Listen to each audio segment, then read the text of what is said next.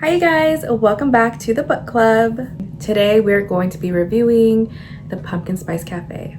I just want to start by saying that I've never watched Gilmore Girls before, but apparently it has some influence on this book because it's supposed to be written by Lori Gilmore, which I believe is a character from the Gilmore Girls. But I do plan on watching it this fall because apparently it's also like very cozy fall vibes. As soon as I opened the book, I saw that there is this whole map of Dream Harbor, which I love being given maps in books, so you know exactly where everything is. So it was really nice and very helpful to have a layout of everything. To be honest, I was really iffy on whether or not I wanted to read this book just because I've heard a lot of positive reviews and a lot of negative reviews. So I needed to see for myself whether or not it was actually a good book and, you know, form my own opinion.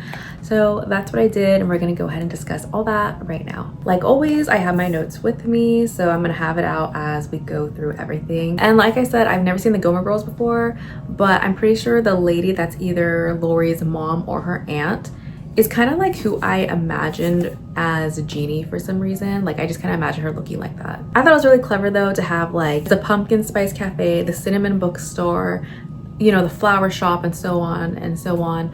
And so to have like all those next to each other while they're also books of their own was a really smart thing to do. Like I just thought it was like really clever. I can't forget to mention the playlist that was provided here too. That was really nice. I didn't take a listen to any of these songs while reading, but I just think that was a nice addition to this. So let's start our official book club review. So Jeannie Ellis, she's the main character. She's new to the small town and takes over her aunt's cafe while her aunt is on vacation. So the story begins with an exciting intro. She has a bat with her ready to hit a possible intruder. But we know it's not an intruder.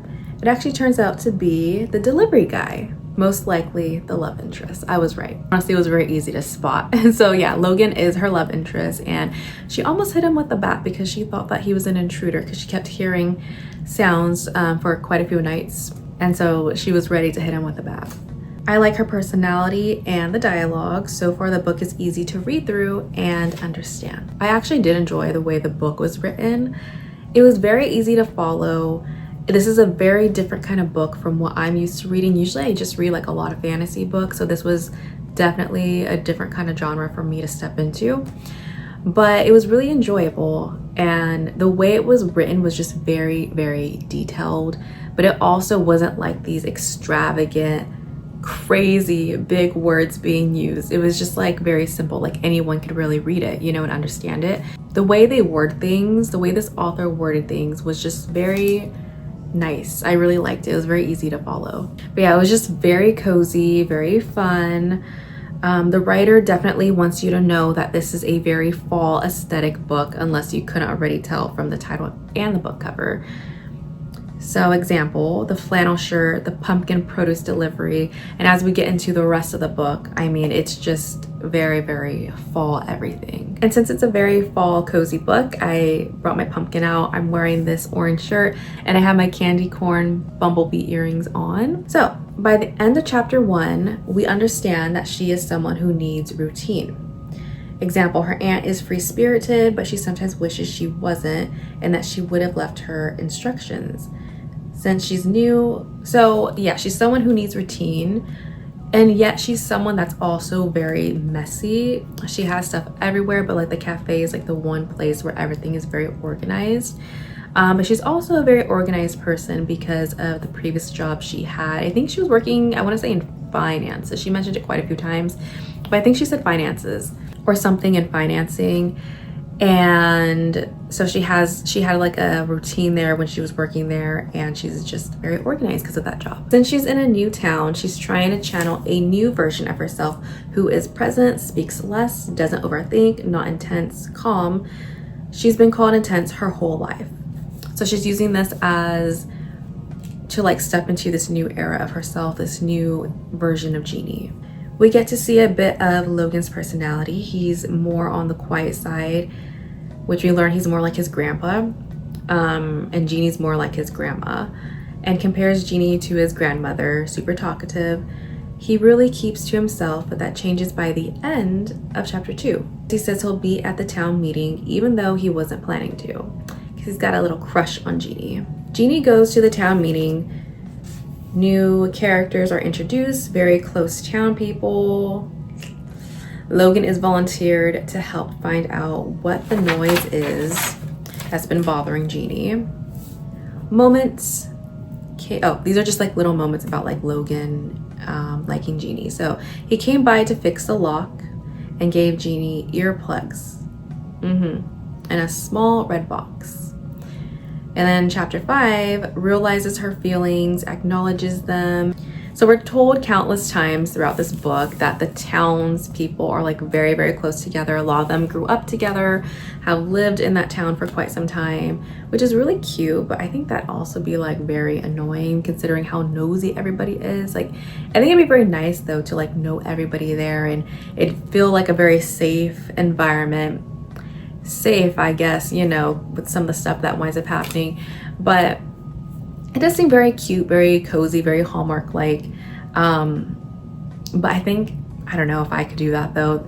I feel like it'd just be too much with everyone being like super nosy. But yeah, I did find it a little annoying though about how nosy the townsfolk were and how Logan's friends are like super, super protective. Especially given like, I think he's like maybe close to his 30s, late 20s, maybe early 30s. Like, I know they're his friends, but they're just like overprotective at this point of the story. So then we get to chapter 6, and I don't know how you guys are gonna feel about this. Maybe you're on the same page that I'm on with this. Maybe you completely disagree. But I put, is Lucy really a villain? Did it have to be Jeannie? Is he a love bomber? Is he a love bomber? Because it's okay to not like farm life in a small town.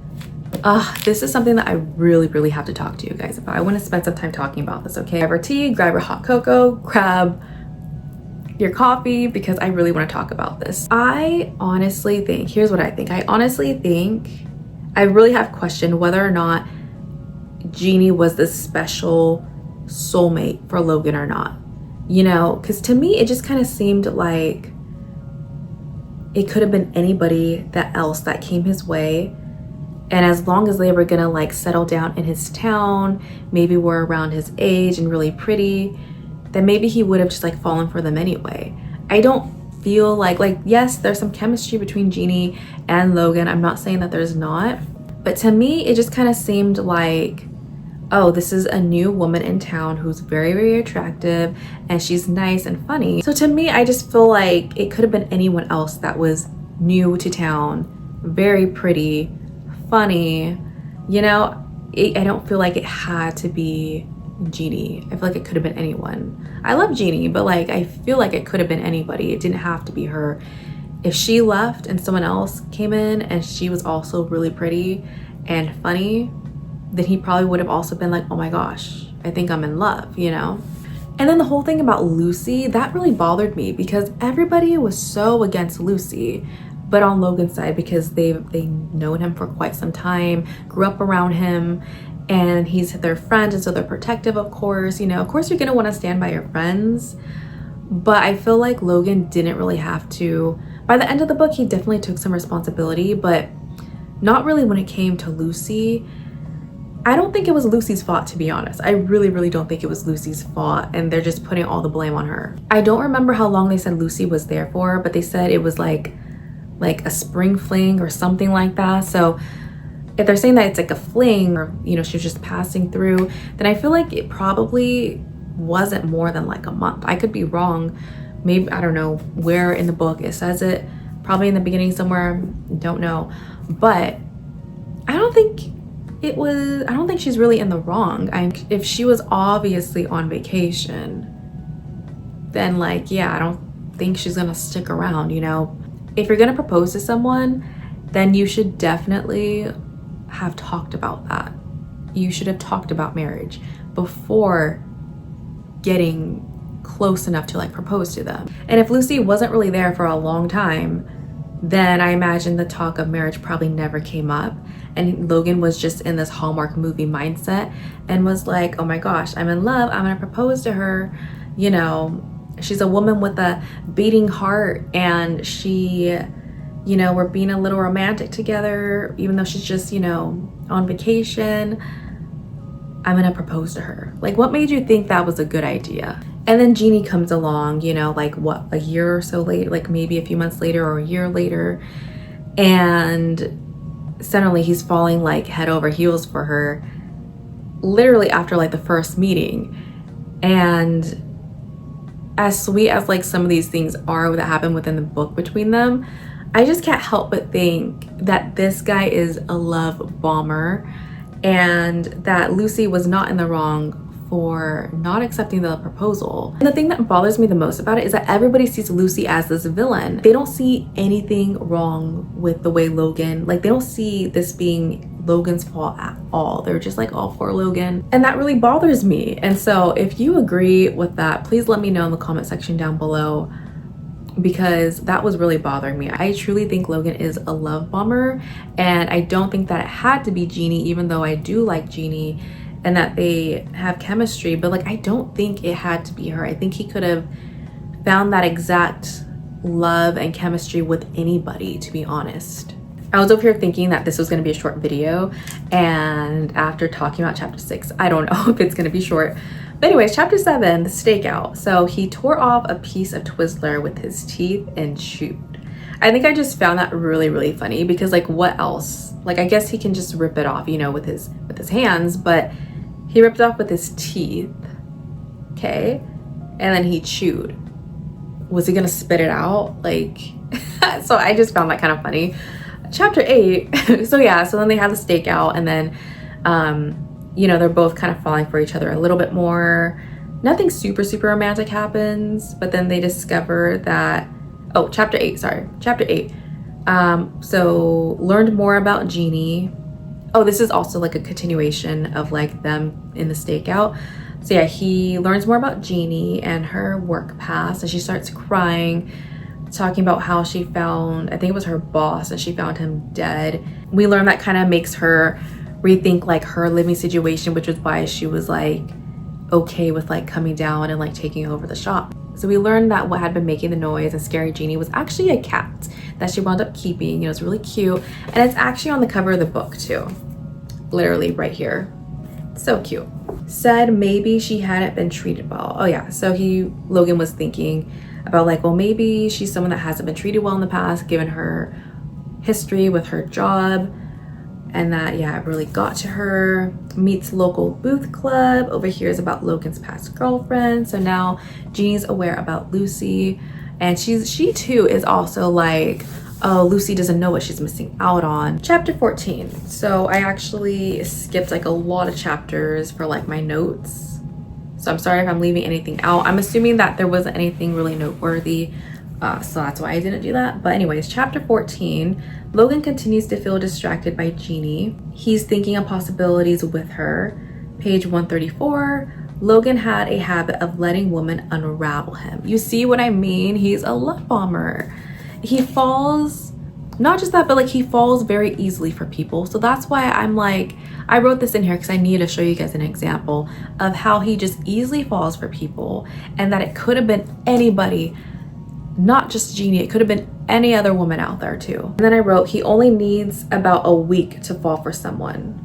You see? Oh my gosh, more examples. Crush doesn't equal Logan's crushes. So like a normal crush is not the way Logan has a crush. You see, you guys? I'm right. Everyone hates Lucy, but it's the townspeople who keep bringing her up, which is also why Logan avoids going into town. Here's what I think. I think he needs to leave that town, you guys. I don't know. The town could be a little, it's cute, but it's also kind of toxic at times, I think. Oh yeah, that's something that kind of bothered me too, because all the townspeople feel like really bad for Logan, and like also because of, you know, his parents and how his grandparents have had to raise him and all these things, right, he's been through. We later learn that he does have some abandonment issues. And so, but like the thing about like the townspeople is they all want to see Logan and they want him to do well, but then they're the same people that are causing him a lot of pain because they constantly bring up Lucy, and they just do not move on from Lucy. Like they literally have nothing else going on in their lives, so then they're just so focused on these things that are hurting the people that they so apparently care about, And so like there was one person in particular, I think she was in the book club, and she brought up Lucy, and everyone was like, why would you do that, you know, in front of him? But it's just like, it's something that made me really mad too. I'm like, why would you say those things? But it's like the townspeople cannot move on from this Lucy situation. I think Logan probably would have moved on from it a lot faster, or at least a little bit easier, if he didn't have to live with the fear of going into town because everyone was going to talk about it and look at him in a way where they're just very sorry for him. And so it's like these townspeople want him, like they want the best for him, but they're also the problem because they keep bringing it up, and they're also not really allowing for him to like move forward either. He goes to the farmer's market, but it rains. Jeannie's tent gets blown away into a tree. He tries to get it down but can't, so then they go to her cafe. Wow, this was, I think, in chapter 14. I think it was, yeah, it was in chapter 14, which is so crazy because I feel like I didn't, like, this book is such a quick read, but it actually took me a few months to get through it just because I wasn't consistent with it. But it's actually a very quick read. You can read it within a few days. I feel like it really wasn't that long ago that I read this, and now I'm done with the book. So then in chapter 15, they start this secret relationship. They have a little moment in her apartment, and then they begin having this secret relationship. And then in chapter 16, after trivia night, walking back, they heard a noise and Jeannie's trash can had been tipped over. This has happened a few times before. Something I really liked about this book is that they kept bringing back this like spooky little element within it. It wasn't like terrifying or anything, but I still thought it was really nice because, you know, it's the pumpkin spice cafe. It's very fall, it's a very fall aesthetic, right? And so they continue to add these like spooky elements. They add Halloween in at one point, which isn't really spooky, but like they add that in. So chapter 17, oh wait, so in chapter 16 at the end of it, so Lucy goes back. She doesn't invite Logan in, even though they were going to her apartment, and she winds up just like calling it a night, right? But then in chapter 17, other items outside the cafe had been knocked over, so mail on the floor. Later that night, someone broke her cafe window. Yeah, someone broke her cafe window, and she spotted them through her apartment window. Jeannie really is annoying me. I love Jeannie, but at this point in time, she was really, really annoying me because she's just too kind sometimes, you know? How could she not call the police? Question mark, question mark, question mark. Doesn't want to waste town resources. And then I put, what? Exclamation mark. No, question mark, exclamation mark, question mark. Yeah, honestly, that's probably the only thing that I really didn't like about Jeannie, was that there were these situations where she needed to call the police. She needed help. And she was like, I don't want to like be I don't want to cause anyone any trouble. It's not that big of a deal. What do you mean it's not that big of a deal? You know what I mean? And it's not just something that's going to affect her. Like, what if it's something, what if it actually was like a murderer or someone like that, and it wound up hurting someone else in the long run because she didn't, you know, tell anyone about it. And so yeah, Logan also gets upset about it. And it happens later on in the book too, where she's just like, when we find out who's doing everything, you know, and she's just like lets it go. She just really bothered me when it came to those kind of things. But aside from that, I really liked her character. Okay, so chapter 18, get together but not officially. Okay. Oh, and then chapter 19, Jeannie visits Logan's place to talk about the break-in. He named his chickens. You guys, he named his chickens after celebrities. So there's Lizzo and Taylor and Rihanna. And then there are other animals that are named after celebrities too. I think there's like Harry Styles. That was the only other one that I remembered. But I thought that was kind of funny, to be honest. It was very random. I didn't expect it. So in chapter 20, Jeannie says that whoever is causing the trouble may actually work at the cafe. Dun, dun, dun. Because she thinks this because the fridge is unplugged, coffee machine kept breaking, photo stash in closet. With the photo stash in closet, I wasn't really convinced that it was someone working there. And then the relationship is taking a toll on her. hiding him not over his ex, etc. So she asked about Lucy. This seemed a little out of place. It should come up, but not in this scene together. Oh, that was the last thing I wrote. Wow. Confused, needing space. She wants him, but also wants to make him feel better, so it's weird. I think she was actually at his place and they had like a little moment. Someone had knocked on Logan's door and asked something, and he like freaked out, and so I think he like pushed Jeannie away or something like that, and it kind of hurt her feelings. And like they were wanting to keep it a secret, or at least she was at the time. She said she thinks she needs like a little like time away from this like relationship and like I guess figure things out and have some time to herself. I want to say she asked about Lucy, and so then she gets to like hear about that story from him, but then she wants to make sure that he actually feels okay about it, about the situation, and that she's missing out on him and how great he is. And so I was like, it just felt really weird because it just felt like a whole mesh of things happening at once, and I didn't feel like it all needed to happen right then and there. It's like her feelings are hurt, and she says she needs some time away from everything, right? And then she asked about Lucy, but then I don't know. I think he still might like, I want to say that she still kissed him or he still kissed her or something like that. You know, and so it was just like, what happened? Like, what is going on? You know, so it just felt like a bunch of stuff happening at once in that chapter, and I just didn't feel like it all needed to happen then and there. Okay, so I stopped taking notes after that because I don't know why. So Jeannie and Logan wind up judging the costume contest, and it was like really intense. Like apparently it's like that every single year where people get upset like about who wins and how things, you know, who should have won, how things are being ran, whether they're like a better Batman or a better Darth Vader, you know, than this other person. It's like very intense every year, and so they found it very exhausting.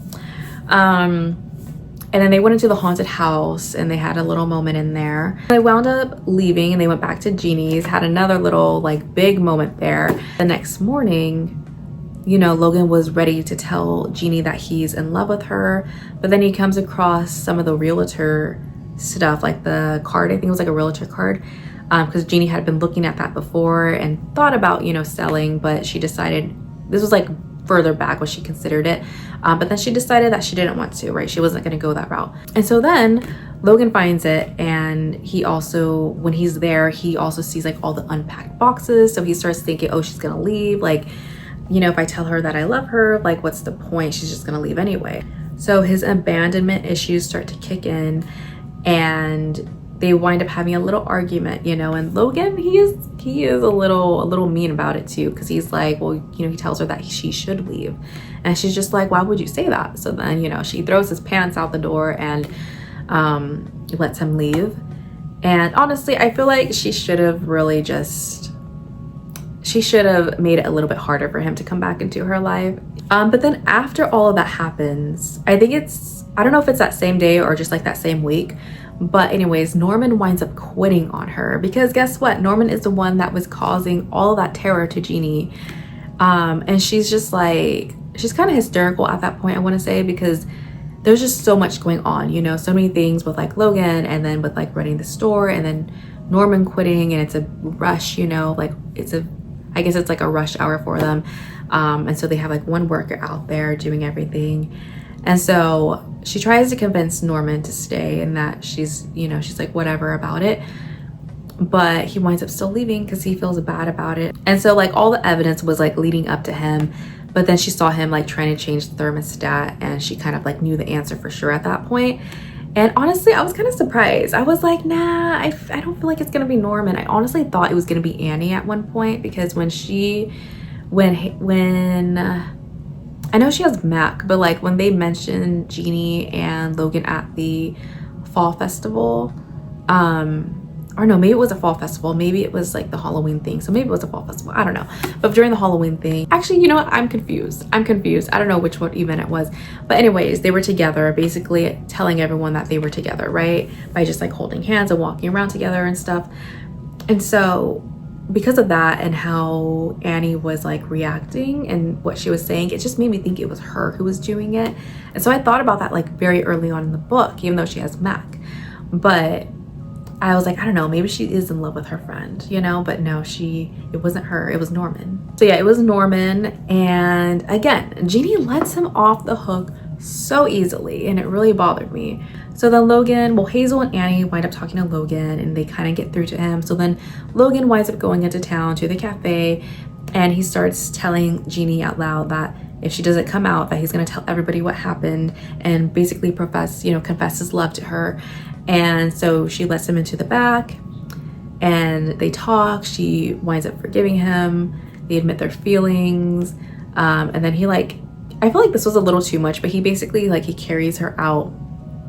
I want to say she's hanging on to the front of him from the way they described it. To me, that felt a little cringy, way too Hallmarky, you know, which I guess is perfect for this book, but it just felt cringy and a little too Hallmarky, because then they were you know, he carries her out there and tells everyone that he's in love with her, and then everybody just happens to be there. Everybody that they know is just there. Noah's there, the mayor's even there. I'm what? You're telling me all these people are getting coffee at the exact same time? Which I guess, I don't know, everyone just kind of does their own thing in this book, you know. Noah watches the cafe while Jeannie and Logan go off together, have their little moment again.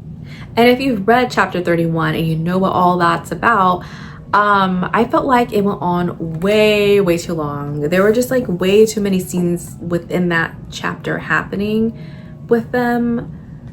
And I was I feel just writing about it that one time and earlier in the book, and then again in chapter 31 was fine. But I didn't feel they needed to write about it as much as they did in chapter 31. I feel they could have just had one scene of it in chapter 31, you know, or, you know, or maybe even 2 scenes, you know, but they just kept going on and on and on and on and on with it. And I honestly was just okay, can we hurry up and get to the rest of it, because I'm almost done with the book. We get to the last chapter. Aunt Dot comes back, and so she's very angry. She wants to meet with Norman at the cafe. So he comes by, and everybody feels the weird vibe that's going on, because, you know, apparently they have a crush on each other. They've actually, no, not a crush, they've been in love with each other for several years. So then Jeannie's no, it's okay, we already settled it, which they really didn't. She was just whatever about it, you know. Well, it was Norman, and then he had some partner in crime called Jim, who also helped out. Again, Jeannie just lets it go.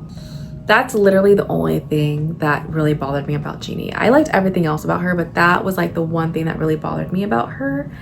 She just let these things go, and they were serious things, you know. So then Aunt Dot is well, okay, very upset, but she was well, if Jeannie forgives you, then fine, I'll forgive you. And then Norman was well, I did it because I thought you'd sell it to me, and that he is in love with her, basically saying she feels the same way, but that he should have gone with her on vacation. They both could have retired at the same time.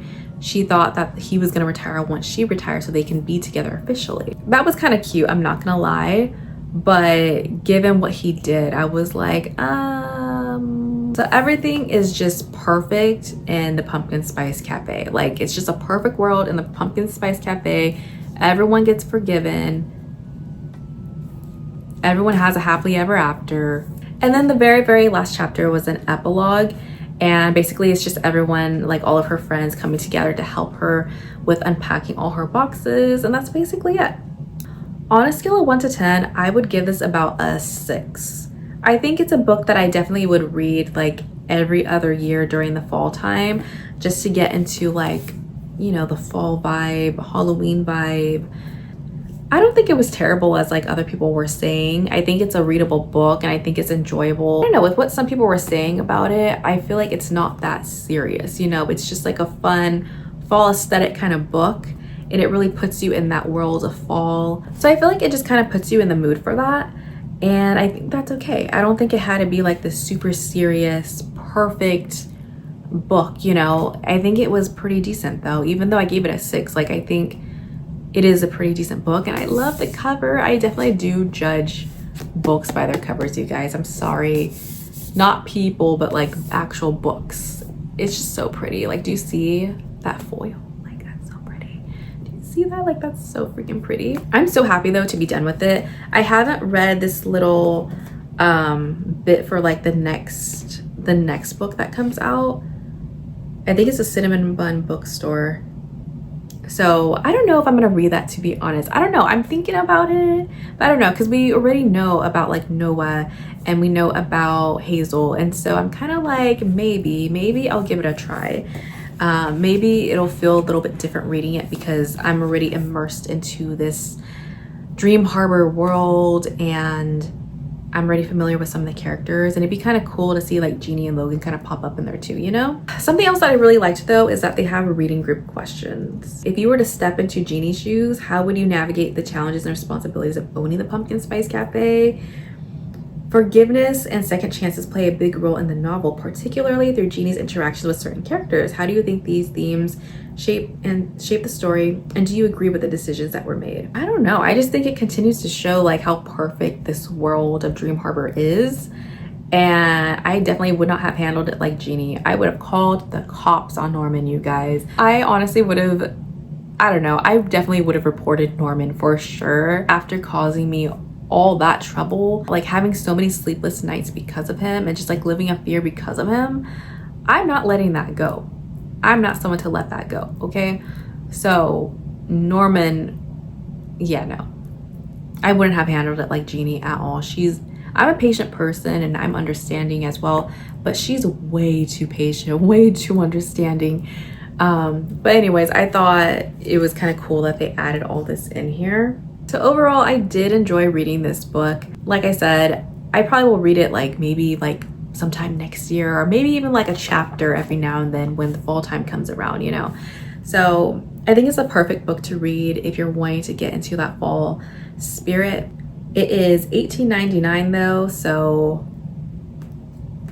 you know, maybe check it out at the library or something, I don't know. Thank you so much, you guys, for watching this video. Go ahead and leave your comments in the comment section down below if you've read the book, or if you're interested in reading the book, or what you thought about what I've said, especially about Logan being a love bomber and whether or not it was actually Lucy's fault. I'll see you guys in the next Manga Monday or book club review.